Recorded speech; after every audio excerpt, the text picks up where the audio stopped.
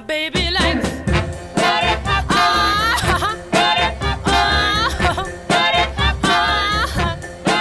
he likes it greasy and sticky and gooey and salty. I said, oh, what do you like? He says, you know what I like butter popcorn. He took me to the show. He said he wanted Meu amor gosta de gordurosa, pegajosa, salgada e viscosa, canta Florence Ballard à frente do grupo The Supremes. Claro que ela está falando da pipoca manteigada do título da canção, Buttered Popcorn. Essa música está no primeiro álbum do grupo, Meet the Supremes, que naquele momento, em 1962, tinha na formação, além de Florence Ballard, as cantoras Mary Wilson e Diana Ross. A história de Florence Ballard é o tema desse episódio. Qual o destino de uma menina nascida em uma família pobre, a oitava de 13 filhos, que se torna cantora e bem jovem consegue integrar um dos grupos vocais femininos mais importantes da música popular em todos os tempos?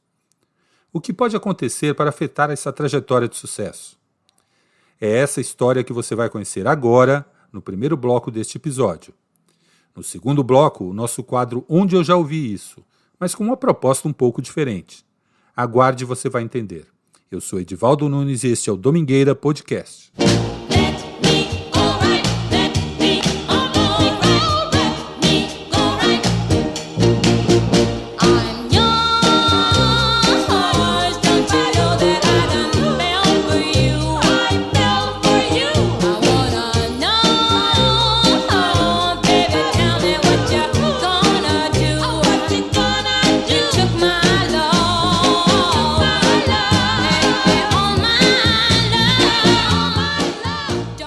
Essa é Let Me Go The Right Way, também do primeiro álbum da Supremes.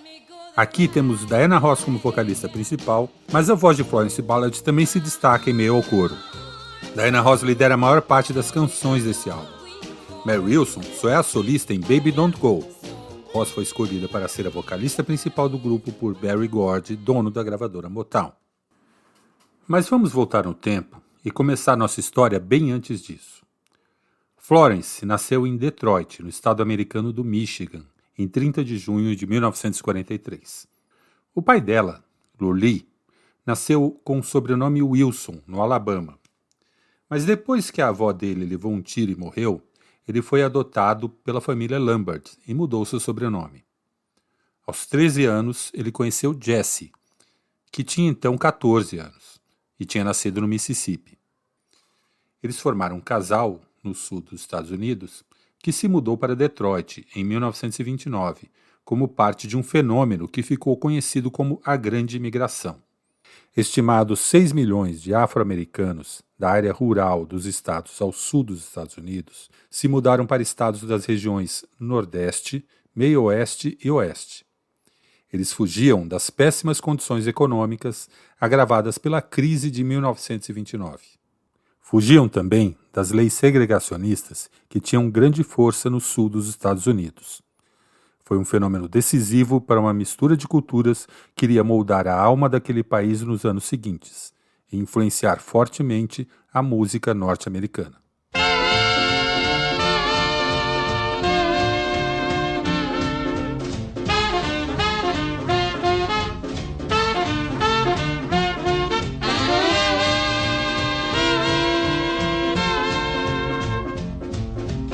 Heading for the station with a pack on my back. I'm tired of transportation in the back of a hack. I love to hear the rhythm of the clickety-clack and hear the lonesome whistle, see the smoke from the stack, and pal around with Democratic fellas named Mac. So take me right back to the track, Jack. Choo-choo, choo-choo, choo-boogie, woo-woo, woo-woo, choo-boogie, choo-choo, choo-choo, choo-boogie. Take me right back to the track, Jack.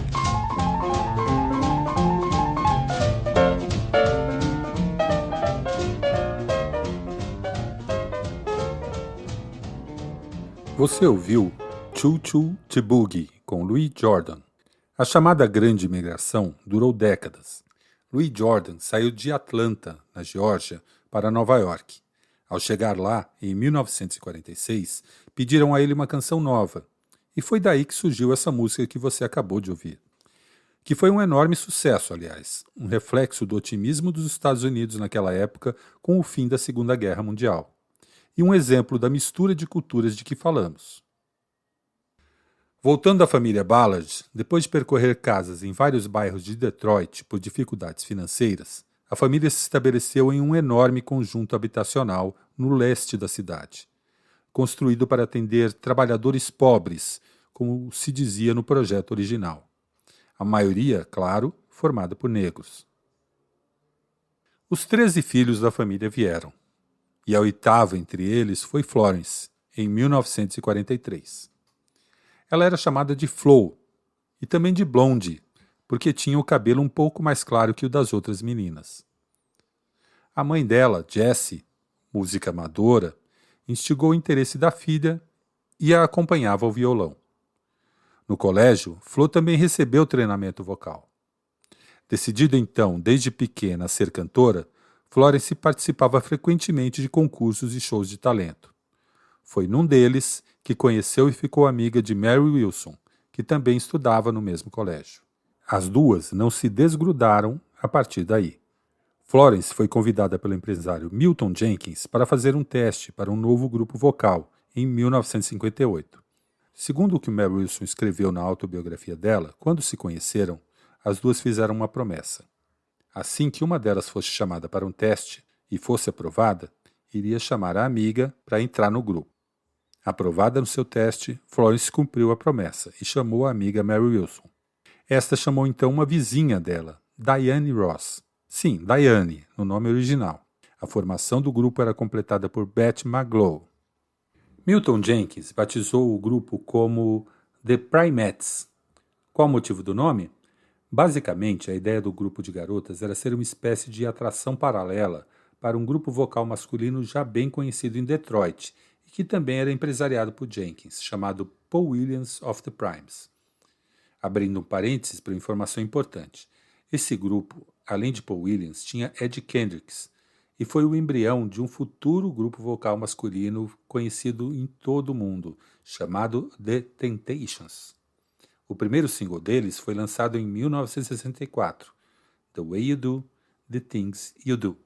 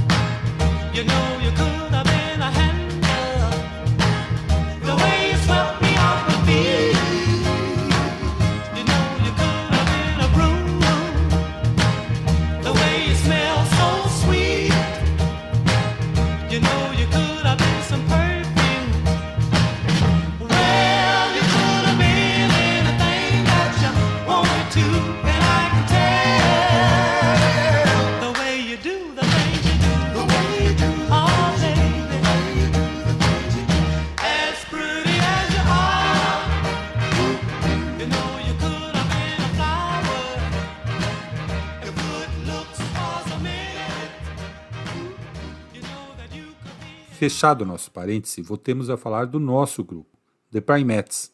As meninas inicialmente se apresentaram em shows de talentos locais e festas de escolas, com muito sucesso.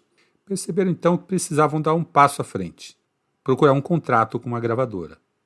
Por que não ir atrás de uma gravadora local que tinha sido fundada um ano antes? Elas tentaram então uma audição com Berry Gordy, dono dessa gravadora, chamada Motown. Quem ajudou o grupo a atingir o objetivo foi um velho vizinho de Diane Ross, o cantor principal do grupo The Miracles, ninguém menos que Smokey Robinson. Gordy gostou do grupo, mas achou que elas ainda eram muito jovens e pediu que voltassem depois que tivessem concluído o ensino médio. Ao contrário de suas colegas, no entanto, Florence Ballard abandonou os estudos e não se graduou. De qualquer maneira, o futuro para elas ali parecia bastante promissor.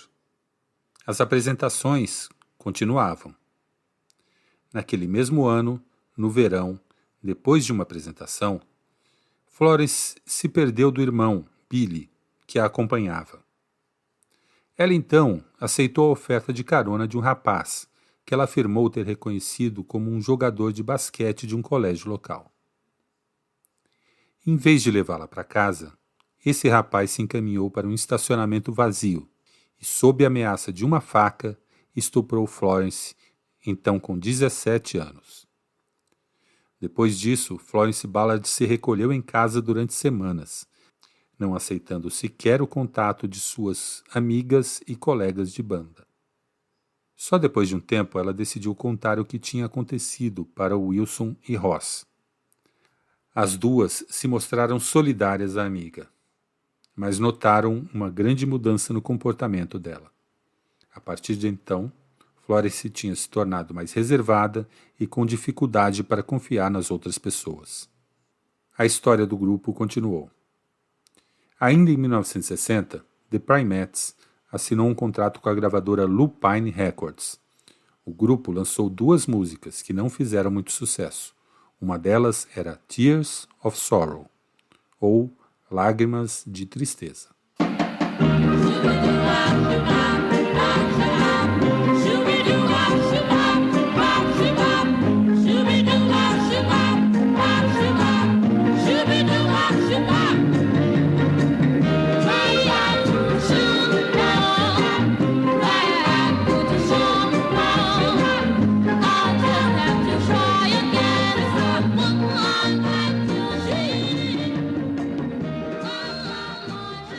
Passados alguns meses, Berry Gordy concordou que o grupo frequentasse a gravadora e participasse de gravações de outros artistas, como vocal de apoio. Neste período, Bette Maglow deixou o grupo, sendo substituída por Barbara Martin.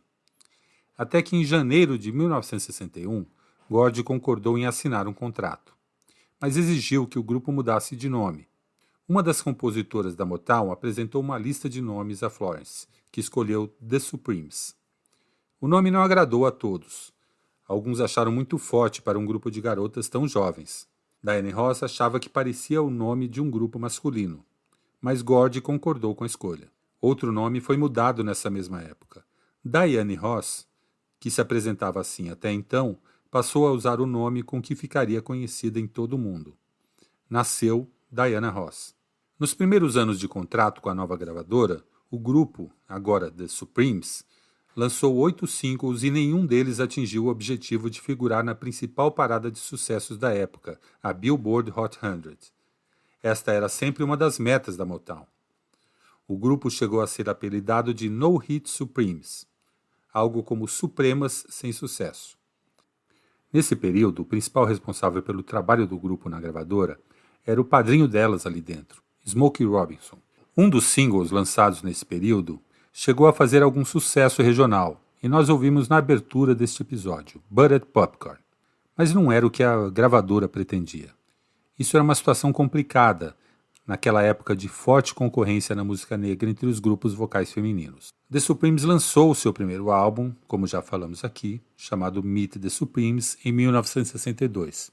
Só que continuou a busca pelo hit, ainda não encontrado. Nessa batalha, foi chamado um reforço. Um trio de compositores e produtores da gravadora que viria a se tornar uma lenda. Holland, Dozier, Holland. A canção que eles entregaram para o grupo tinha um longo nome. Foi gravada em 1963, lançada e atingiu naquele ano a posição 23 da Billboard Hot 100 e o segundo lugar na parada de R&B da Cashbox. The Supremes conseguia o seu primeiro hit. Estamos falando de When the Love Light Starts Shining Through His Eyes. Como solista, Diana Ross, que a partir daí foi oficializada como a principal cantora do trio.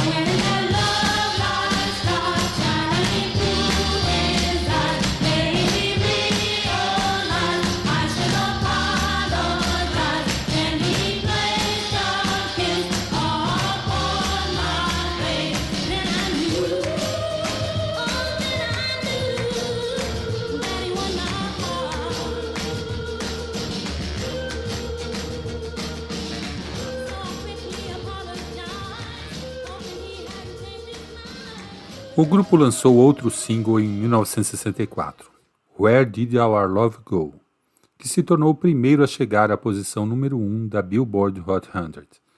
Ouvindo, eu reconheci ali o tipo de som que, para mim, se tornou a marca de The Supremes. Novamente, composição e produção de Holland Dozier Holland, e novamente com Ross no vocal principal. Escute isso. Baby, baby, baby, don't leave me. Ooh, please don't leave me all by myself. I've got this burning, burning, yearning feeling inside me. Ooh, deep inside me, and it hurts so bad. You came into my heart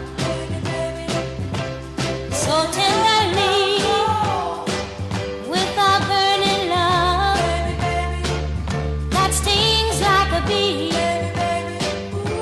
Now that I've surrendered so helplessly, you now wanna leave. Ooh, you wanna leave me. Ooh, baby, baby, where did our love go? Ooh, don't you want me? Don't you want me no more? Ooh, baby.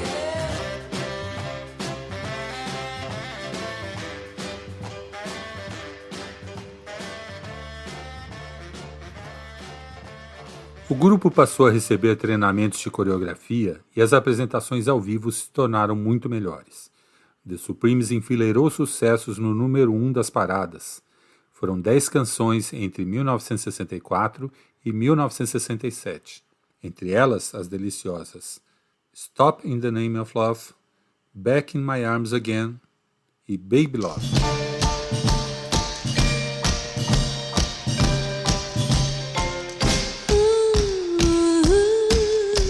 Baby love, my baby love, I need you, oh how I need you.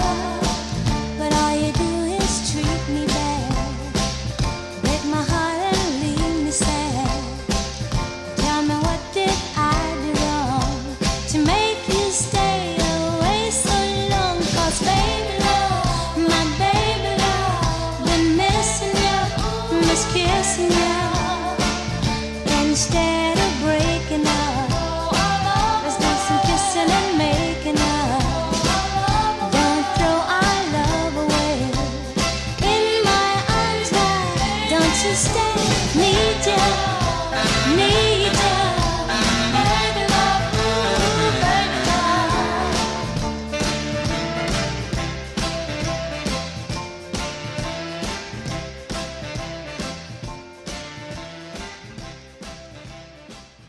Mesmo num período tão feliz para o grupo, Florence Ballard não se mostrava satisfeita. Em alguns momentos, a sua qualidade vocal era destacada e era muito respeitada. Marvin Gaye falou à época que ela era uma grande cantora, provavelmente a mais forte das 3 garotas. Em algumas apresentações ela demonstrava isso. Florence costumava cantar People, que foi imortalizada na voz de Barbra Streisand. Segundo descrição de Mary Wilson, o vocal de Florence nessa canção era tão alto que ela tinha que ficar a 5 metros de distância do microfone. Há áudios disponíveis na internet, como este.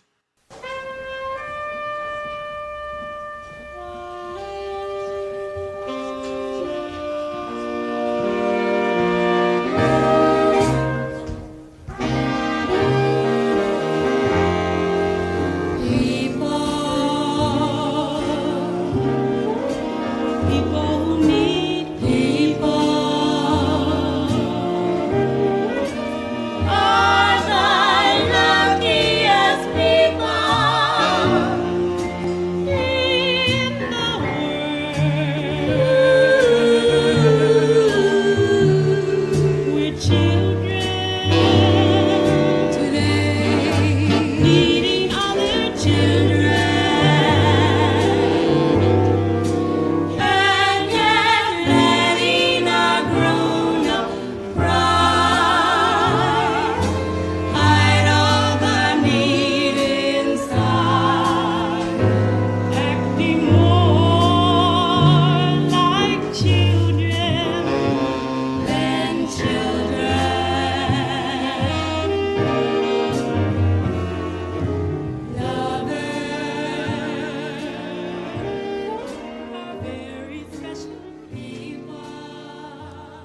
Florence reclamava que a agenda apertada estava afastando as integrantes do grupo. Ela considerava que a decisão de destacar Diana Ross como estrela tinha afetado a dinâmica entre elas. Logo, Flo começou a enfrentar a depressão e o alcoolismo. Isso fez com que ela faltasse em alguns ensaios e até apresentações. No palco, era substituída por outras cantoras. Cindy Birdson, que era do grupo Patti LaBelle and the Bluebells, se tornou uma espécie de substituto oficial de Florence Ballard em abril de 1967, durante um período mais longo de ausência. Florence voltou. Em junho daquele ano, Berry Gordy decidiu mudar o nome do grupo para Diana Ross and the Supremes, para uma temporada de apresentações em Las Vegas. Em julho, Florence teria aparecido bêbada para uma dessas apresentações e vomitado no camarim. Gordy decidiu oficializar Cindy Birdson como substituta de Florence, encerrando a participação dela como integrante de The Supremes. Em fevereiro do ano seguinte, Florence negociou sua saída da Motown. Como parte do acordo, ela foi aconselhada a não usar sua condição de ex-integrante do grupo na promoção de uma carreira solo.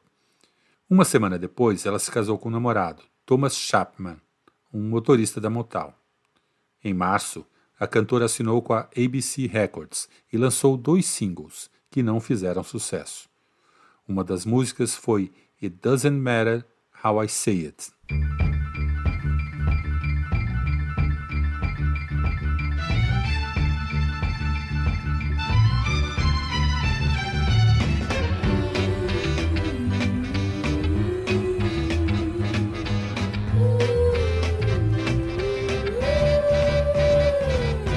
If I were a candy dish, I'd wanna be the one you keep your sweets in, my sweetness. And if I were a lamp, I'd wanna be the one you turned on every night.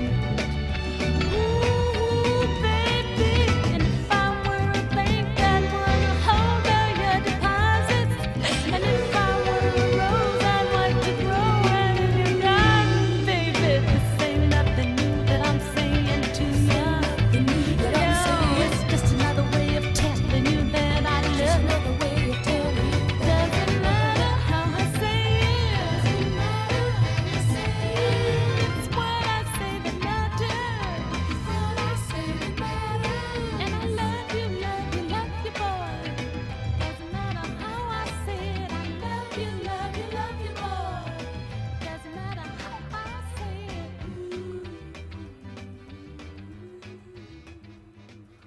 Com esse resultado, a gravadora decidiu não lançar um álbum.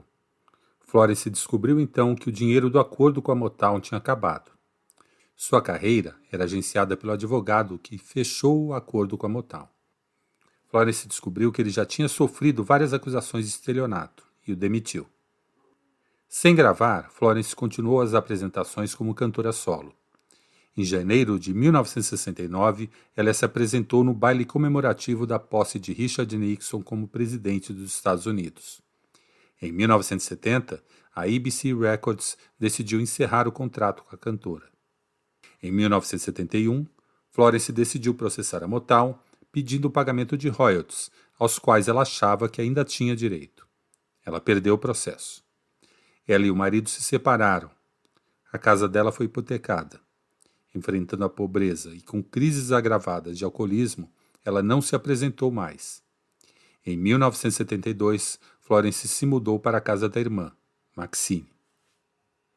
Em 74, Mary Wilson convidou a cantora a voltar ao grupo The Supremes, do qual Diana Ross já tinha saído para a carreira solo, e contava na época, além de Mary Wilson e Cindy Birdson, com Cherie Payne. Florence disse que não tinha mais ambições de cantar. Alguns jornais deram, na época, a notícia de que a cantora tinha se inscrito para receber ajuda da assistência social. Ela foi internada para reabilitação no Henry Ford Hospital. Depois de 6 semanas de tratamento, começou a se recuperar. No começo de 75, Florence recebeu dinheiro de um seguro que permitiu que ela comprasse uma casa nova. Ela se reconciliou com o ex-marido e decidiu retomar a carreira. Em junho do mesmo ano, ela fez sua primeira apresentação em 5 anos. A cantora começou então a receber pedidos de entrevistas para contar sua história de recuperação.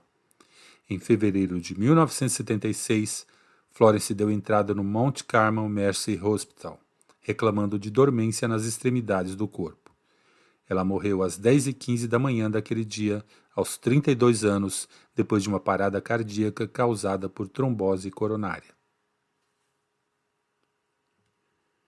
A história de Florence Ballard inspirou várias obras. Entre elas, talvez a mais conhecida seja o musical Dreamgirls, encenado na Broadway em 1981. A peça conta a história de um grupo chamado The Dreams, com muitos paralelos com a história de The Supremes. A personagem principal, chamada Effie White, recebe críticas por estar acima do peso e é demitida do grupo. O musical virou filme em 2006, com ainda mais referências a The Supremes, incluindo capas de discos iguais às do grupo verdadeiro. No elenco, o filme tinha a cantora Beyoncé, mas foi a outra cantora, Jennifer Hudson, que ganhou um Globo de Ouro de melhor atriz pelo seu papel como Effie White nesse filme. Na cerimônia de premiação, ela dedicou o prêmio a Florence Ballard.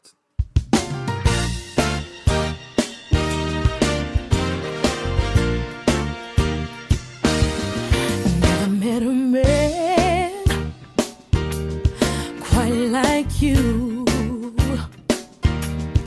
doing all he can,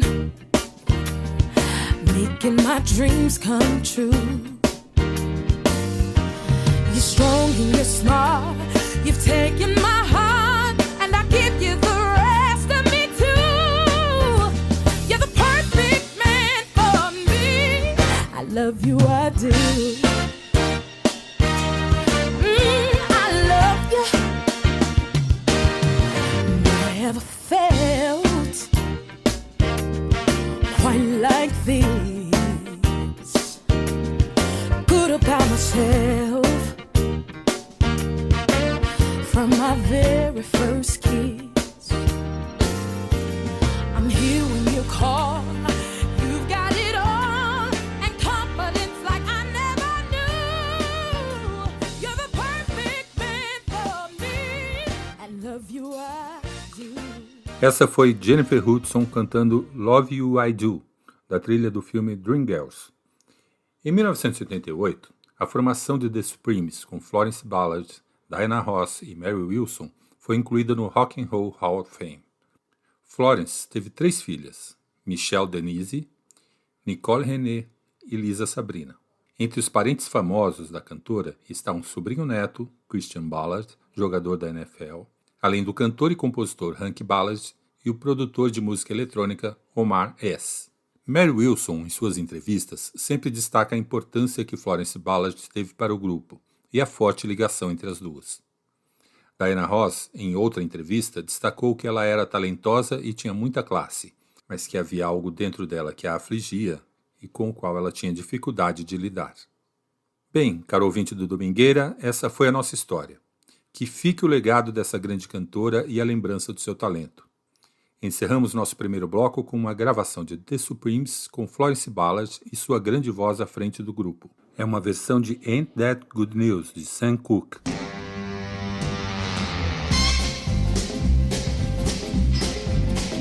Oh, my baby's coming home tomorrow.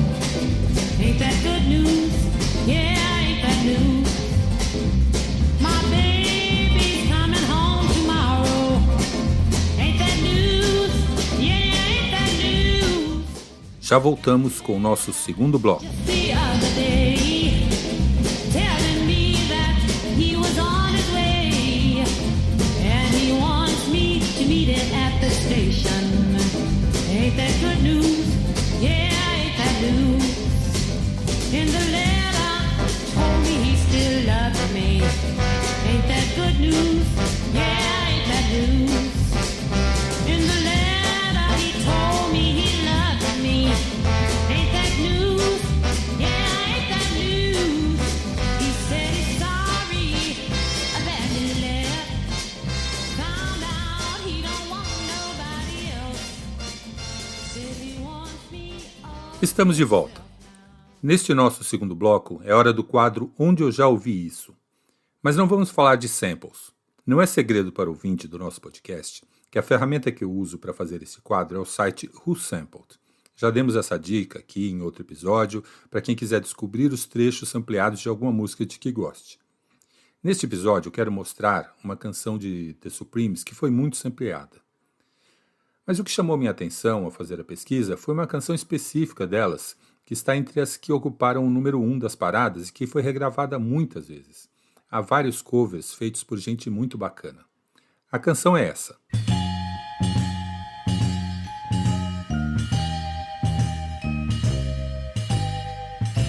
You've given me a true love, and every day I thank you, love, for a feeling that's so new, so inviting, so exciting.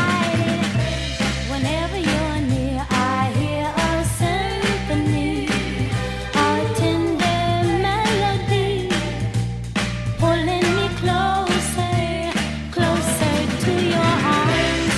Then suddenly, ooh, your lips are touching mine,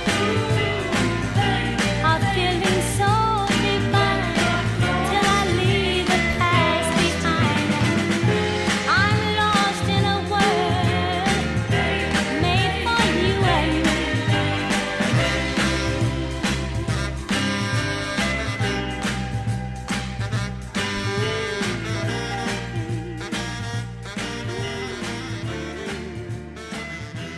Whenever you're near. Estamos falando de I Hear a Symphony, mais uma canção daquele trio de compositores e produtores da Motown sobre a qual já falamos neste episódio, Holland, Dozier Holland. Aliás, a história deles e a influência que tiveram no som da Motown é tão importante que merece um episódio próprio.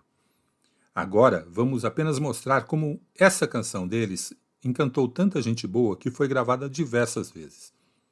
O exemplo mais comum, recorrente na Motown, é o da regravação por outro grupo importante da mesma gravadora.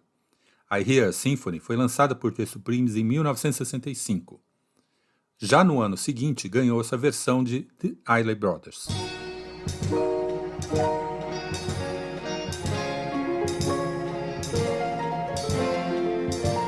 You've given me a true love, and every day I thank you, love, for a feeling that's so new, so inviting, so exciting.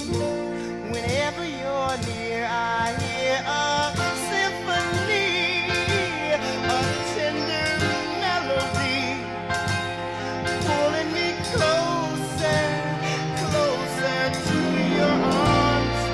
Then suddenly, ooh, your lips are touching mine, a feeling so divine, till I leave my past behind. I'm lost in a world made for you and me.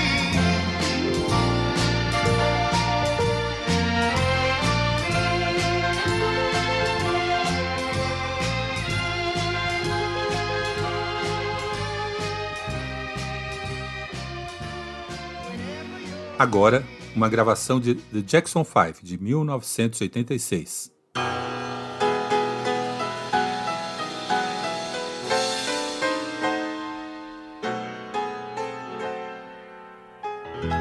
You're giving me a true love, and every day I thank you, love, for a feeling that's so new, so inviting, so exciting.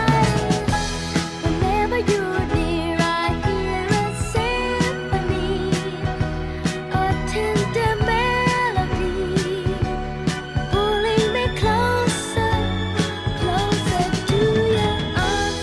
Then suddenly, your lips are touching mine, a feeling so divine. E Stevie Wonder fez a versão dele em 1998.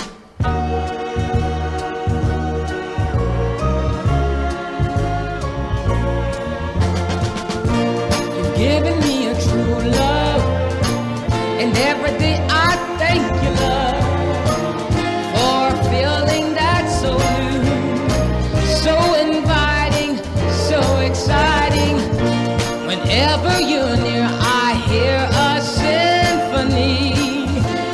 tender melody, pulling me closer.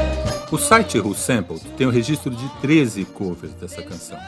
O mais recente é de 2009, com outro grupo vocal feminino, The 3 Degrees. Eu achei que valia o registro porque mostra a força e a influência não apenas desse esplêndido trio de compositores, mas das músicas gravadas nas vozes dessas mulheres excepcionais. Nós destacamos a história e o talento de Florence Ballard, mas Mary Wilson e Diana Ross merecem também todo o nosso aplauso, além das outras integrantes que passaram por The Supremes durante a história do grupo. Mary Wilson, que morreu em fevereiro do ano passado, escreveu um livro sobre o grupo e durante muito tempo carregou a história do The Supremes em apresentações solo. Ela foi muito importante para a sobrevivência e a relevância do grupo após a saída de Diana Ross, e sempre foi muito sincera sobre o papel de cada uma delas na construção dessa lenda da música negra dos Estados Unidos. Bem, aqui encerramos nosso episódio. Espero que você, ouvinte querido, tenha gostado e conte isso para os seus amigos. Curta e compartilhe, acompanhe nossas redes sociais e envie mensagens para nos ajudar a continuar falando desse espetacular legado da música negra. Este é o Domingueira Podcast, eu sou Edivaldo Nunes. Te espero no próximo episódio. Sure we